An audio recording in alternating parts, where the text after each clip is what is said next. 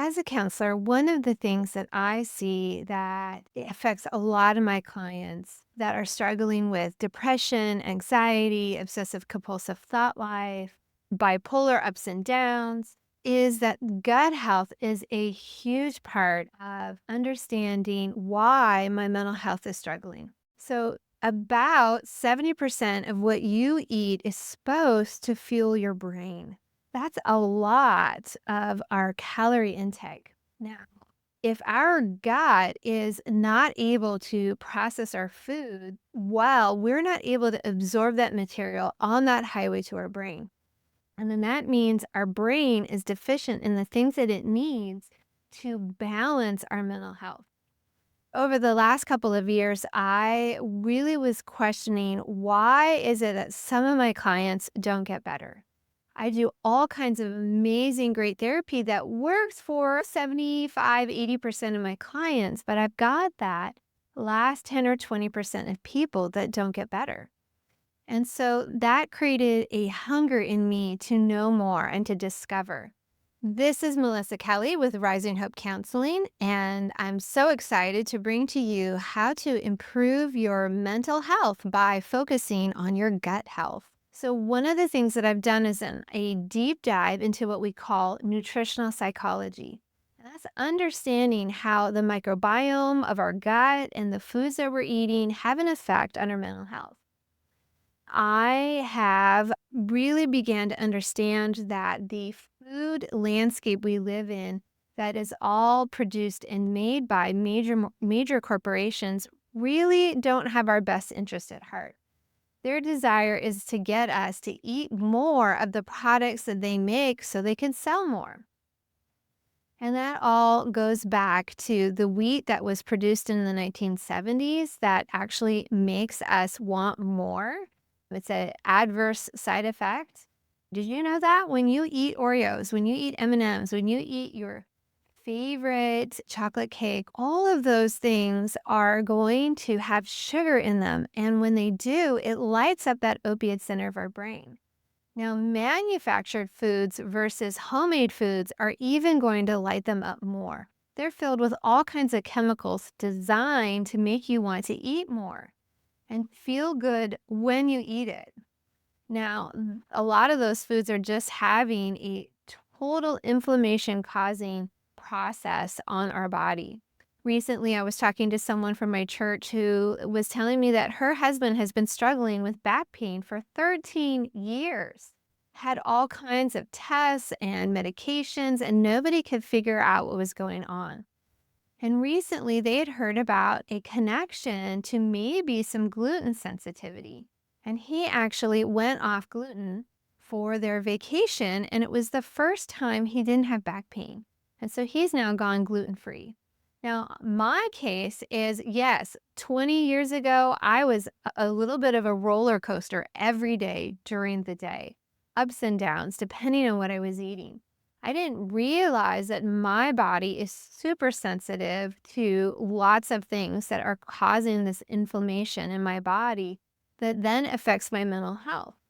And so the first thing I did was do a histamine allergen panel and found out about 20 different foods that I was eating on a regular basis cause that inflammation, causing these spikes in blood sugars, these falls into depression that would happen throughout the day. And just eating continually to try to feel good, craving sweet foods and carbohydrates for those quick bits of energy. So I cut out dairy. That was a big one. I'm supposedly allergic to not only the protein, but the sugar also in dairy. So I really not eaten dairy in the last probably 12 years because of that. That helped stabilize my brain. I stopped having those ups and downs throughout the day. Recently, I stumbled on a video on YouTube by Dr. Davis. He's a cardiologist who wrote the book Wheat Belly. And he's done a deep dive into understanding the microbiome because he got tired of his patients also not getting better. And why do they have that layer of fat around the middle? And why is their heart having all these troubles? He is promoting L-Reuteri. L-Reuteri is a bacteria that all mammals have.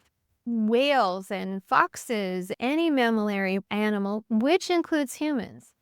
Now, humans had L-Reuteri in our guts. They could find it in there back as the early 1960s. Now, that's before I was born. But what they found was by the end of the 1960s, most Americans didn't have L-Reuteri in their guts anymore. And that's because L-Reuteri is super sensitive to antibiotics. It wipes it out. So at this point, most of us have either taken antibiotics ourselves or had our mothers take antibiotics and destroy their L-Reuteri. And so generationally now, we've got probably 3 generations of people with no L-Reuteri in their gut. Now, people who have never been exposed to modern medicine, they've been tested and they still have L-Reuteri in their gut. Amazing. But us Westerners, we do not. And what L-Reuteri does is it is a good, healthy bacteria that helps you break down your food. Each bacteria lives for about 3 hours, and when it dies, the other good bacteria in your gut like to feed on L-Reuteri, and that's amazing. And the bad bacteria doesn't like L-Reuteri. It won't feed on it. So that makes less available resources for the bad bacteria. One of the things that you can do is you can make your own yogurt. You can grab a very inexpensive $60 yogurt maker off of Amazon. Then you can go ahead and get the ingredients to make L-Reuteri. I ordered from Dr. Davis's website, especially blended L-Reuteri that's really high quality. Now you might be asking, why can't I just take the pill? And you can take the pill, but what happens is it only has so much bacteria in this little tiny capsule that you can swallow. And yeah, when you put it into milk to make a yogurt-like substance out of it, it is going to every 3 hours double in bacteria. A slow fermentation process.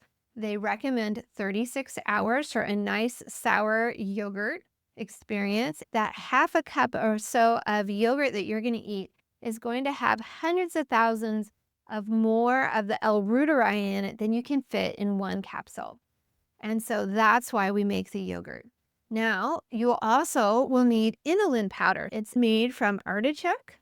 It is kind of like this fiber that's going to feed your L-Reuteri. I did some research and they recommend that the inulin is better for yogurt making versus the potato starch. You need milk and you need inulin powder and you need L-Reuteri to make the most basic yogurt. It's going to have an amazing effect on your skin health.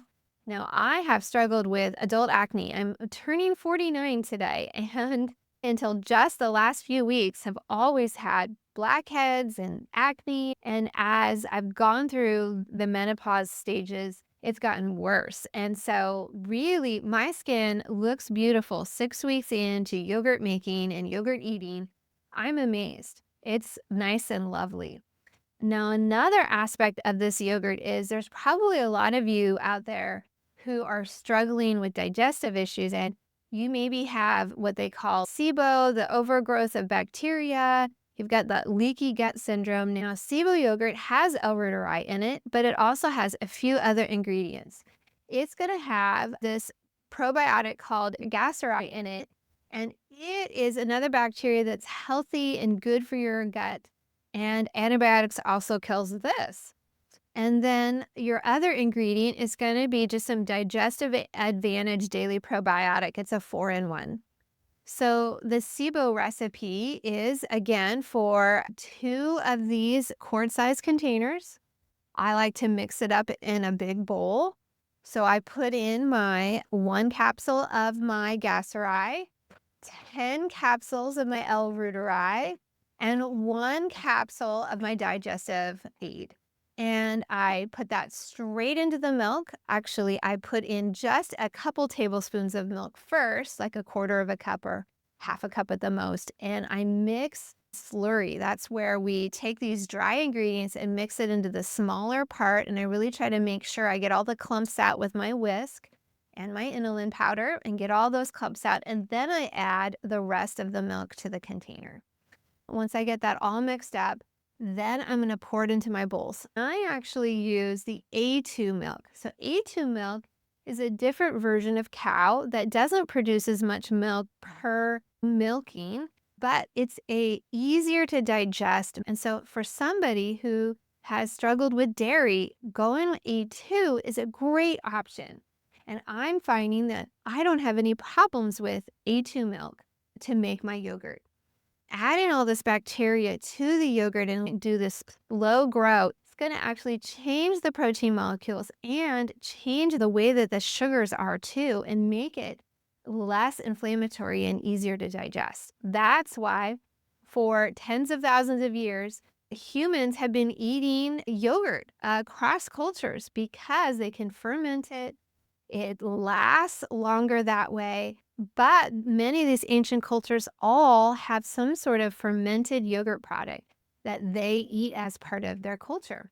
And then you're going to take your water and you're going to pour it in your container up to where your batch starts in your yogurt container. So that's it. Then you plug in your machine, put the lid on, and then you're going to set the timer for 36 hours. And you're going to set the temperature to 106 degrees.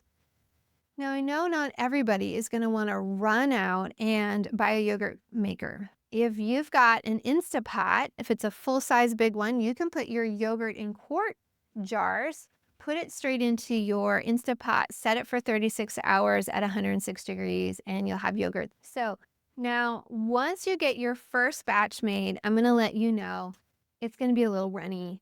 Going to have a lot of whey. It's going to be kind of separated. You're going to get some like white stuff on the top and some liquid on the bottom. And that's okay. That's your first batch. Just know it turned out fine. We've come to the end of making our first batch of yogurt, and I hope that you enjoy it and begin to rebuild your gut health for better mental health. In the next video, you're going to learn about how to make the yogurt making process easier, including how to have a mother batch, the mother load of starting all of your future yogurt batches.